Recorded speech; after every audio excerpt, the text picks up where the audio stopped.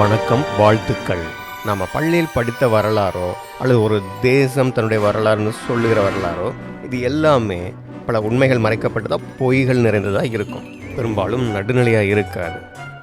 அப்படிதான் அமெரிக்க வெள்ளையர்கள் குடியேறியது, செவ்விந்தியர்கள் அழித்தொழிக்கப்பட்டார்கள். இப்படியெல்லாம் நீங்கள் உலகத்தில் தெரிந்து கொள்ளக்கூடிய வரலாறு அல்லது பிரச்சாரம் உண்மையான வரலாறு கிடையாது. உலகத்தில் எல்லா பகுதிகளிலும் நடக்கிற மாதிரி தான் இங்கேயும் இந்த பழங்குடிகள் ஒருத்தர் படுகொலை செய்திருக்கிறாங்க, யுத்தம் பண்ணியிருக்கிறாங்க, இனப்படுகொலை செய்திருக்கிறாங்க. அதனால் இந்த சேனலில் உங்களுக்கு கிடைக்கக்கூடிய வரலாற்று தகவல்கள் நடுநிலையாக எந்த பக்க சார்பும் இல்லாததாக இருக்கும்.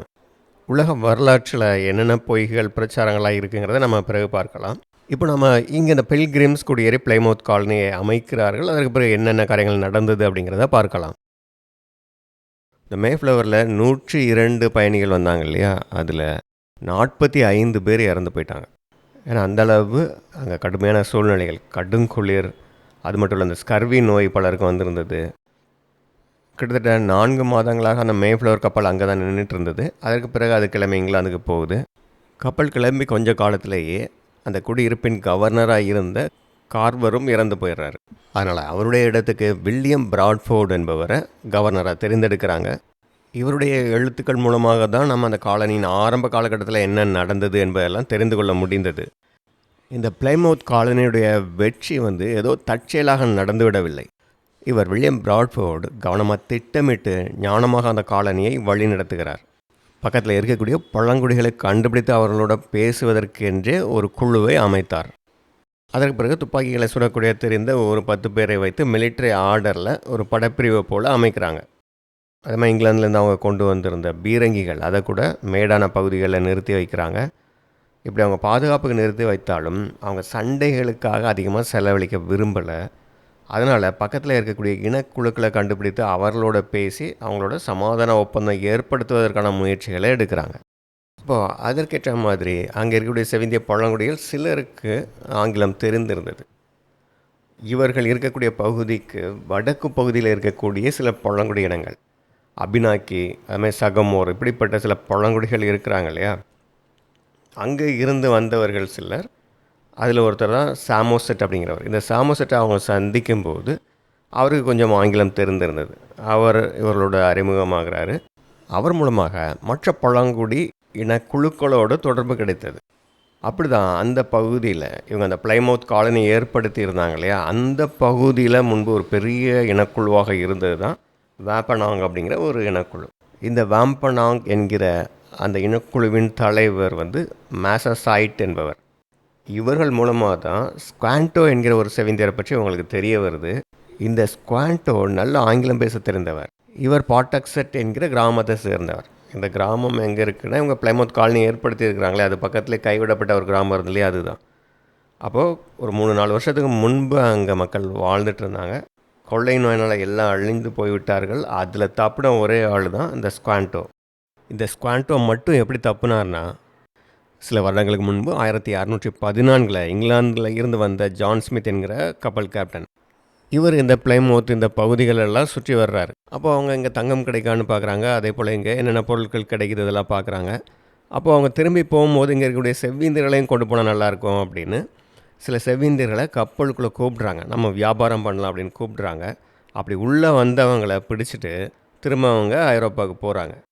அப்படி மாட்டினவங்கள ஒருத்தர் தான் இந்த ஸ்குவாண்டோ. அப்படி இவர்களை அடிமைகளாக கொண்டு போய் ஸ்ட்ரைட் ஆஃப் ஜிப்ரால்டர் பகுதியில் இவங்களை அடிமையாக விற்றுறாங்க. அதுவும் இங்கிலாந்துடைய பகுதி தான்.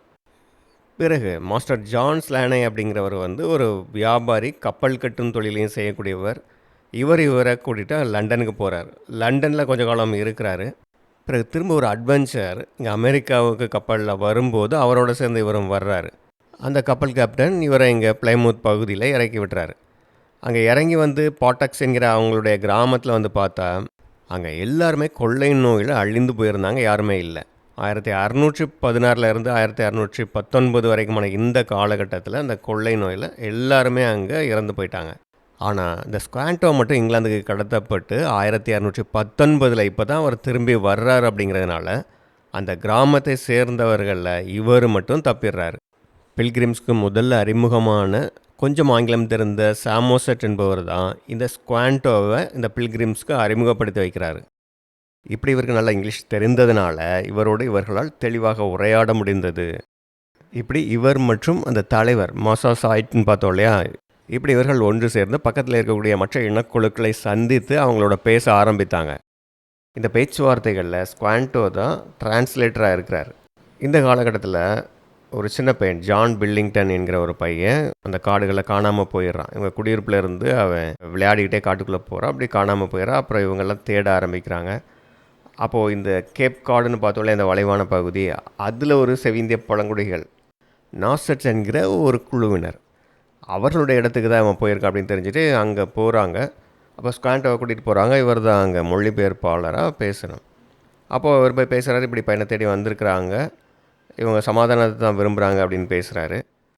ஆனால் என்ன பிரச்சனைனா, இவங்க செவிந்தியர்களுடைய உணவை ஏற்கனவே திருடி இருக்கிறாங்க. இந்த பில்கிரிம்ஸ் கப்பலில் இருந்து இறங்கின உடனே அவர்கள் ஒரு இடத்துல இருந்து மக்காச்சோளத்தை எடுத்தாங்க இல்லையா, அந்த உணவு இந்த செவிந்தியர்களுடையது தான். அதனால தான் அவர்கள் நம்முடைய உணவை அங்கே திருடினவங்க அப்படிங்கிற எண்ணத்தில் இருக்கிறாங்க. இவங்க நாங்கள் அப்படி அந்த எண்ணத்தில் எடுக்கலை, நாங்கள் திருப்பி கொடுக்கணுன்னு தான் இருந்தோம் அப்படின்னு சொல்லி திருப்பி கொடுத்துட்றாங்க.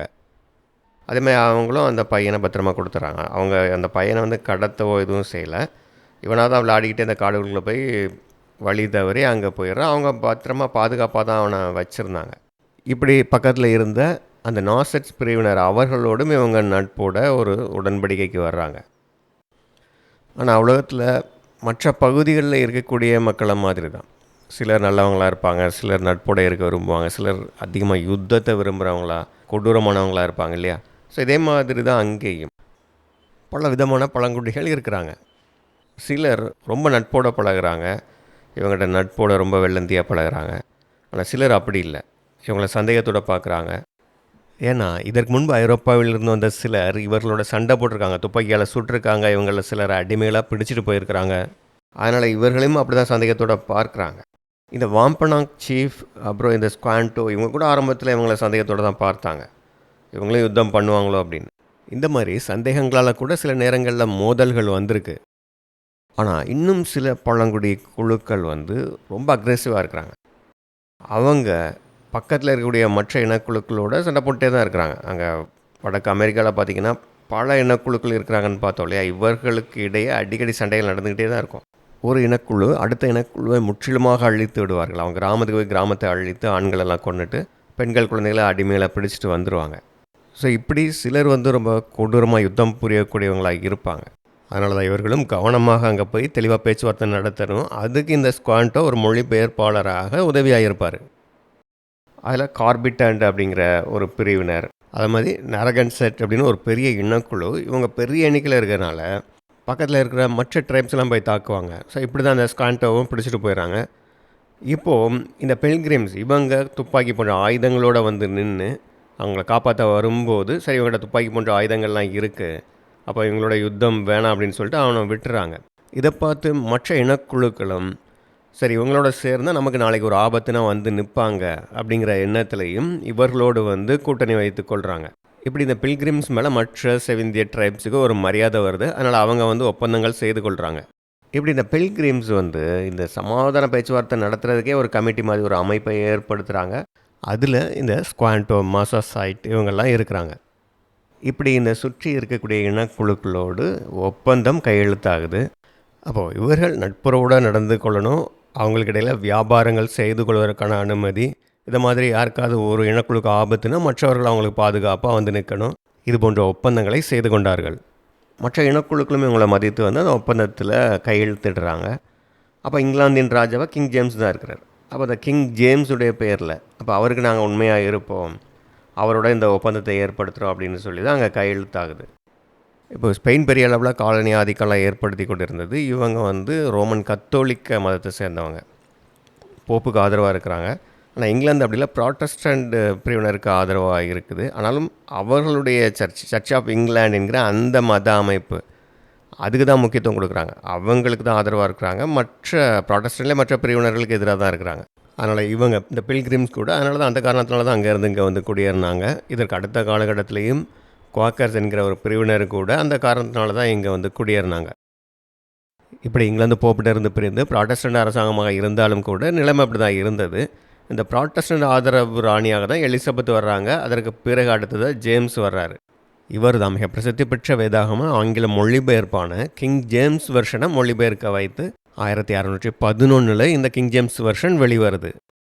அப்போ இந்த பில்கிரிம்ஸ்ங்கிறது வரும்போது அவர்கள்ட்டையும் இந்த மொழிபெயர்ப்பு தான் இருந்திருக்கும். இப்படி இந்த பழங்குடிகள் இவங்களோட நட்பாக இருக்கிறாங்க, உதவிகள் செய்கிறாங்க, விவசாயம் பண்ணுறது எப்படி அப்படிங்கிறத கற்றுக் கொடுக்குறாங்க. என்னென்ன விவசாயம் பண்ணலாம், அங்கே இருக்கக்கூடிய நிலங்கள் எப்படி இருக்குது, என்னென்ன செடிகள் அங்கே வளரும், இதெல்லாம் அவங்க சொல்லிக் கொடுக்குறாங்க. அப்படி தான் இந்த சோளம் கூட எப்படி விதைக்கணும், அதுக்கு அந்த கார்டுன்னு நிறையா அங்கே மீன்கள் கிடைக்கும், அதை பிடிச்சி இந்த ஸ்குவாண்டோ தான் அதெல்லாம் கற்றுக் கொடுக்குறாரு. அந்த மீனை பிடிச்சி இந்த சோளம் செடிகளுக்கு கீழே புதைச்சி வைக்கணும். அப்போ அது ஒரு உரமாக இந்த செடிகள் நல்ல வளர்ச்சியடைய பலன் கொடுக்க உதவி செய்யுது அப்படிங்கிறதெல்லாம் கற்றுக் கொடுக்குறாரு. ஸோ இப்படி தான் அவங்க விவசாயம் செய்கிறாங்க, நல்ல விளைச்சல். அப்போது இந்த ஒரு வருஷத்தில் இவங்க விவசாயம் செய்ய கற்றுக்கொண்டு அதில் வெற்றியும் கிடைத்திருக்கிறது. அதனால் இவங்க மகிழ்ச்சியோட கடவுளுக்கு நன்றி சொல்கிறாங்க.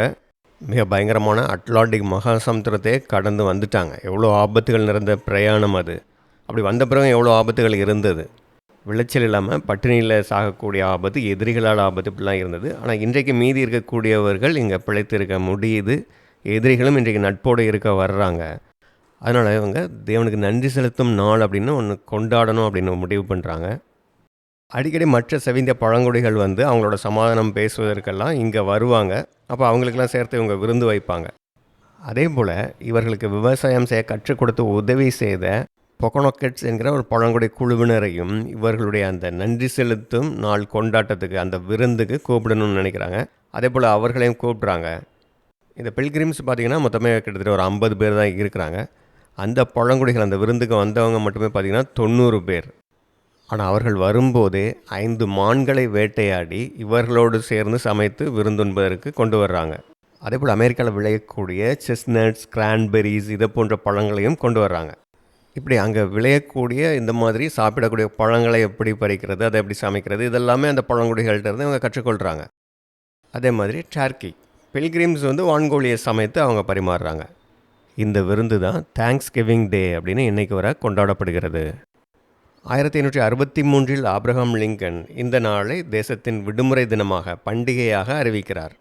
இன்றைக்கும் அமெரிக்கர்கள் தேங்க்ஸ் கிவிங் டே பண்டிகையை விமர்சையாக கொண்டாடுகிறார்கள்.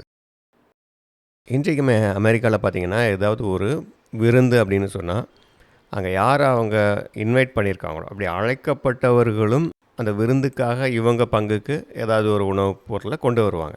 இது இன்றைக்கும் அங்கே ஒரு பழக்கமாக இருக்கிறது. இப்போ இந்தியாவில் அப்படி இல்லை, விருந்து கொடுக்குறவங்க தான் எல்லாத்தையுமே சமைக்கிறது, கொடுக்குறது செய்வாங்க. பெரும்பாலும் விருந்துக்கு வர்றவங்க வந்து உணவுப் பொருட்களை கொண்டு வர்றதில்ல. ஆனால் அமெரிக்க கலாச்சாரத்தில் இப்படிப்பட்ட பழக்கம் இருக்கிறது. அன்றைக்கு செவிந்தியர்கள்ட்ட இந்த பழக்கம் இருந்திருக்கிறது. அவங்க விருந்துக்கு அழைக்கப்பட்டதும் 5 மான்களையும் பழங்களையெல்லாம் கொண்டு வந்திருக்கிறாங்க.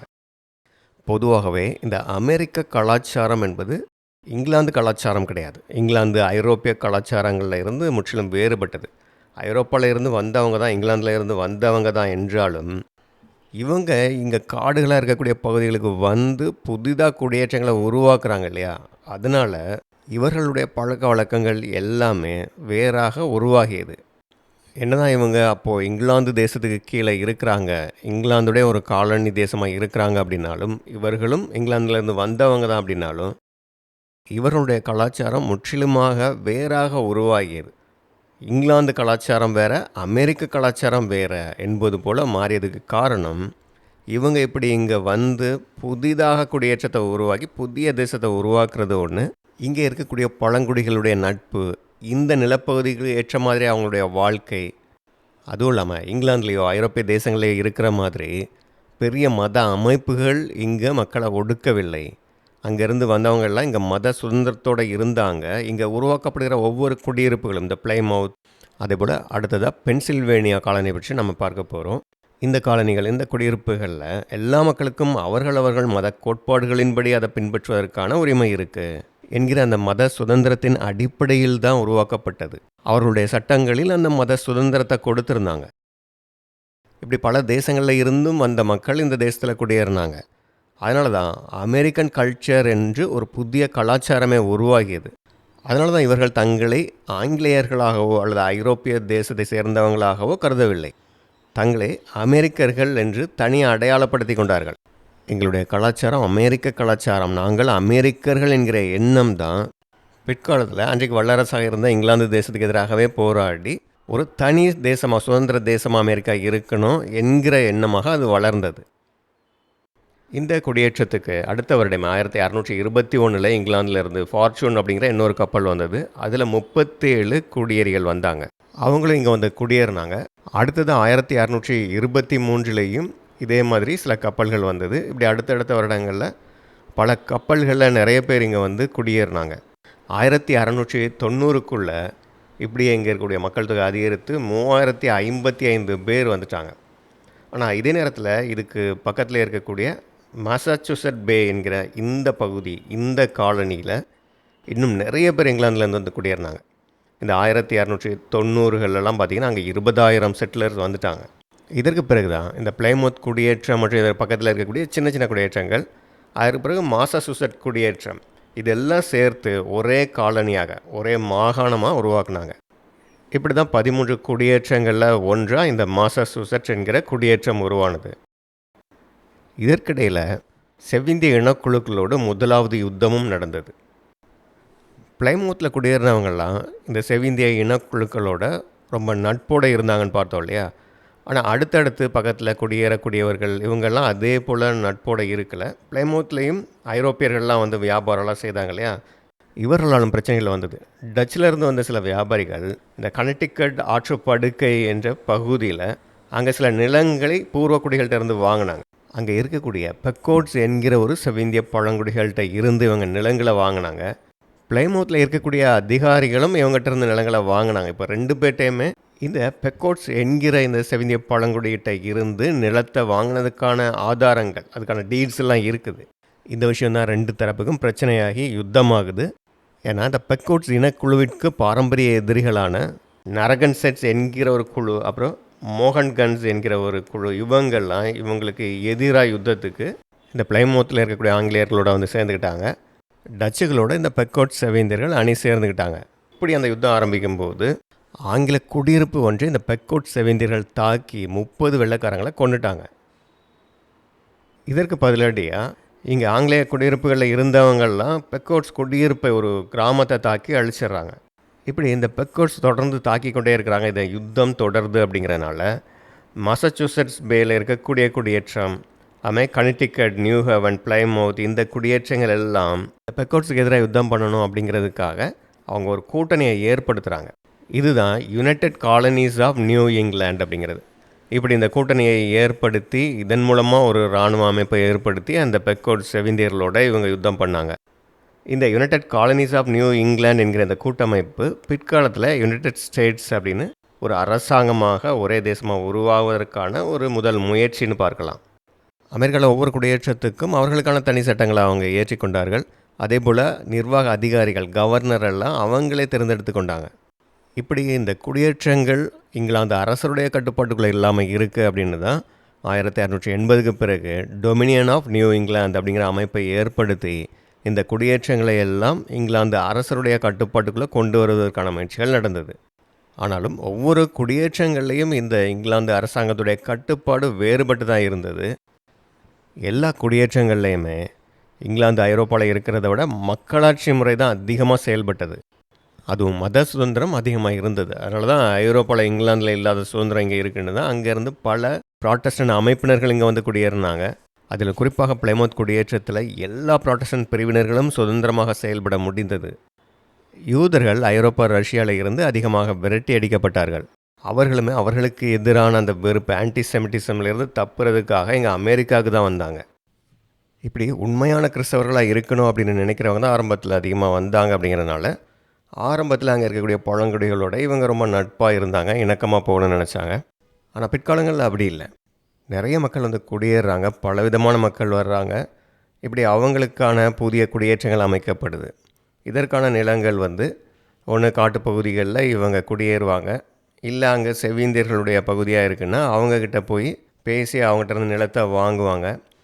இப்படி வாங்கி அங்கே குடியேற்றங்களை ஏற்படுத்தினாலும் கூட இவர்கள் குடியிருப்புகள் அதிகரித்து கொண்டே இருக்குது. ஆனால் அங்கே செவ்விந்தியர்கள் அப்படி இல்லை, அதே பழைய நிலையில் அவங்க கூடாரங்களை அமைச்சு சின்ன சின்ன ஒரு கிராமமாக தான் இருந்தாங்க. அதனால் இவர்களுடைய குடியேற்றங்கள் அதிகரித்து கொண்டே வர்றதுனால சில செவ்விந்திய குழுக்கள் இவங்களுக்கு எதிராக தாக்குதல் நடத்த ஆரம்பித்தாங்க. அப்படித்தான் கிங் பிலிப்ஸ் வார் என்பது ஆரம்பித்தது. 1673 இருந்து இந்த யுத்தம் ஆரம்பித்தது. கிங் பிலிப் என்கிற செவிந்திய தலைவன் இவர்களுடைய குடியேற்றங்கள் மேலெல்லாம் தாக்குதல் நடத்த ஆரம்பிக்கிறான். ஒரு செவ்விந்தியனுடைய பேர் கிங் பிலிப் அப்படின்னு சொன்னோடனே அவன் கிறிஸ்தவனா மாறிட்டானோ அப்படின்னு நீங்கள் நினைக்கலாம். அப்படி அல்ல, வெள்ளையர்கள் அவனுக்கு வைத்த பெயர் அது. அவனுடைய உண்மையான பெயர் மெட்டாகாமெட், வாம்பனாங் என்கிற அந்த இனக்குழுவுடைய தலைவன். இவன் இங்கே புதிய குடியிருப்புகள்லாம் அவனுடைய நிலப்பகுதி வரைக்கும் வந்துடுச்சு அப்படின்னு தெரிஞ்சு இவன் அங்கே யுத்தத்தை ஆரம்பிக்கிறான். வெள்ளையர்களுடைய ஒவ்வொரு குடியிருப்புகளுக்கும் போய் அங்கே இருக்கக்கூடிய குழந்தைகள், பெண்களை எல்லாம் கடத்திட்டு போயிடுவான். இப்படி தான் பிரசித்தி பெற்ற மேரி ரவுலண்ட்சனுடைய கடத்துதலும் நடந்தது. மேசச்சூசட் பே இந்த பகுதியில் ஒரு மிகப்பெரிய பண்ணை இருக்குது. அந்த பண்ணையை இவர்கள் தாக்குறாங்க. அப்படி தாக்கி கொள்ளையடிக்கும் போது அந்த பண்ணையுடைய சொந்தக்காரையாக இருக்கக்கூடிய அந்த மேரி ரவுலண்ட்சன் இந்த பெண்ணையும் அவளுடைய 3 குழந்தைகளையும் கடத்திட்டு போயிடுறாங்க. இதில் இந்த பெண்ணுடைய 6 வயது பெண் குழந்தை கடுமையாக தாக்கப்பட்டு அதனால் சில நாட்களில் இறந்து போயிடுது. இந்த பெண்ணை கடத்தியவர்கள் ஒவ்வொரு இடமாக மாறி மாறி போயிட்டே இருக்கிறாங்க. இப்படி இவங்க இடத்த மாற்றிக்கொண்டே இருந்ததுனால இந்த வெள்ளையர்களுடைய படைகள் இவங்களை கண்டுபிடித்து மீட்க முடியலை. இப்படி 11 மாதங்கள் கழித்து தான் இவங்க ஒரு பெரிய விலையாக ரேன்சம் கொடுத்து அந்த பெண்ணையும் குழந்தைகளையும் மீட்டார்கள். மீட்கப்பட்ட பிறகு மேரி ரவுலண்ட்சன் அவர்களுடைய அனுபவத்தை பற்றி ஒரு புத்தகமாக எழுதினாங்க. அந்த புத்தகம் தான் the sovereignty and goodness of God being a narrative of the captivity and restoration of Mrs Rowlandson என்கிற இந்த புத்தகம் அமெரிக்காவிலும் லண்டனிலும் ஒரே நேரத்தில் பிரசுரிக்கப்பட்டது. பலராலும் படிக்கப்பட்ட புத்தகம் இது. ஏன்னா அன்றைக்கு கடற்பிரயாணங்கள், ஆப்பிரிக்காவில் அங்கே மாட்டிக்கொண்ட அனுபவங்கள், இப்படி பலரும் எழுதியிருந்தாங்க. ஆனால் செவ்விந்திய பழங்குடிகள் அவங்க எப்படிப்பட்டவர்கள், அவர்களுடைய வாழ்க்கை எப்படிப்பட்டதாக இருக்குது, அவங்கக்கிட்ட போய் மாட்டிக்கிட்டால் அல்லது அவங்களோட வாழ்ந்து இருந்தால் அந்த அனுபவம் எப்படி இருக்கும், இதெல்லாம் பலரும் அறிந்து கொள்ள ஆர்வமாக இருந்தாங்க. அதனால் இந்த பெண்மணி அவர்களுடைய அனுபவங்களை எழுதும்போது இந்த செவ்விந்தியர்கள் அவர்களை பற்றியும் வெள்ளையர்களுக்கும் இவங்களுக்கும் நடக்கக்கூடிய இந்த யுத்தங்கள் இதை பற்றியெல்லாம் அதிக விவரங்களோட தெளிவாக எழுதினதுனால இந்த புத்தகம் பலராலும் படிக்கப்பட்டதாக ஒரு முக்கியமான ஒரு இலக்கிய படைப்பாக பார்க்கப்படுது. இவர்கள் அந்த செவ்விந்தியர்கள் மிக கொடூரமானவர்கள் அப்படின்னு திட்டினாலும் அவங்க சொன்ன ஒரு விஷயம், not one of them ever offered the least abuse of unchastity to me in words or action. அவர்களில் யாருமே இவரை பலாத்காரம் செய்யவில்லை, வார்த்தைகளிலோ அணுகுமுறைகளிலோ கூட தவறான விதத்தில் நடந்து கொள்ளவில்லை அப்படிங்கிறத சொன்னாங்க. இந்த பெண்மணி பியூரிட்டன் கிறிஸ்தவ மதப்பிரிவை சேர்ந்தவர் என்பதால் இவங்க உண்மையாக கிறிஸ்துவை பின்பற்றும் போது வரக்கூடிய கடினமான அனுபவங்கள் அதில் எப்படி சகிப்புத்தன்மையோடும் விசுவாசத்தோடு இருக்கிறது என்பதை பற்றி சங்கீதம் 55:22 மேற்கோள் காட்டி எழுதியிருப்பாங்க. ஸோ இப்படி கொரில்லா தாக்குதல் முறையில் திடீர்னு குடியிருப்புகளை தாக்கி அழிக்கிறது இதெல்லாம் நடந்தது. ஆனால் நேரடி யுத்தம் அப்படிங்கிறது நடக்கலை. ஸோ இப்படி தொடர்ந்து போயிட்டு இருக்கிறதுனால மற்ற செவிந்திய இனக்குழுக்களோடு இவங்க சேர்ந்துக்கிட்டாங்க. இந்த குடியிருப்புகளில் இருக்கிறவங்கெல்லாம் மற்ற செவிந்திய இனக்குழுக்களோட ஒரு ஒப்பந்தம் பண்ணி அவங்களாம் சேர்ந்து ஒரே பெரிய படையாக இந்த கிங் பிலிப்புக்கு எதிராக யுத்தம் பண்ண ஆரம்பிக்கிறாங்க. இந்த யுத்தம் 1675 வரை தொடர்ந்து நடந்தது. இறுதியாக பொகாசெட் என்கிற இந்தியன் ட்ரைப் தான் இந்த கிங் பிலிப்பை கொன்னாங்க. இந்த யுத்தத்தில் செவிந்திய இனக்குழுக்கள் தான் அவங்களுக்குள்ள பெரிய அளவில் மோதிக்கொண்டார்கள். அப்படிங்கிறனால இந்த பகுதிகளில் அவர்களுடைய ஜனத்தொகை பெரிய அளவில் குறைந்து விடுகிறது. இப்படி அடுத்த காலகட்டங்களில் இந்த குடியேறியவர்கள் செவிந்தியர்கிட்டருந்து அதிக நிலங்களை வாங்கி அங்கேயும் குடியேறுறாங்க. இதனால் பிற்காலத்தில் செவிந்தியர்களோட அதிக அளவு மோதல்கள் வந்தது. ஆனாலும் இந்த குடியேற்றங்களில் இருக்கிறவங்க இப்படி மோதல்கள் பிரச்சனை வரக்கூடாது அப்படின்னு சொல்லி எல்லா செவிந்திய இனக்குழுக்களோடும் ஒரு ஒப்பந்தம் செய்து கொள்கிறாங்க. அப்போது எந்தெந்த நிலப்பகுதிகளில் இவங்க குடியேறலாம், எது அந்த செவிந்திய இனக்குழுக்களுக்கு சொந்தமானது, அங்கே இவங்க போகக்கூடாது, ஸோ இந்த மாதிரி ஒப்பந்தத்தை ஏற்படுத்தி கொண்டார்கள். அதனால் அவர்களோட மோதல்கள், யுத்தங்கள் இல்லாமல் போகுது. ஆனால் அப்படி தொடர்ந்து இருந்திருந்தால் செவிந்தியர்களும் அமெரிக்கா சுதந்திரம் பெற்ற பிறகு அவங்களோட இருந்திருப்பாங்க. செவிந்தியர்களோட ஜனத்தொகையும் அதிகமாக இருந்திருக்கும். ஆனால் அப்படி நடக்காமல் போனதுக்கு என்ன காரணம் என்பதை வரலாற்றின் அடுத்தடுத்த நிகழ்வுகளில் நாம் பார்க்கலாம். இன்றைக்கும் அமெரிக்காவில் பல லட்சக்கணக்கான அமெரிக்கர்கள் இந்த பிளைமவுத்தில் குடியேறினாங்களே அவர்களுடைய சந்ததியினராக இருக்கிறாங்க. ஓகே, அடுத்ததாக பென்சில்வேனியா குடியிருப்பை பற்றிய சுவாரஸ்யமான விஷயங்களை பார்க்கலாம்.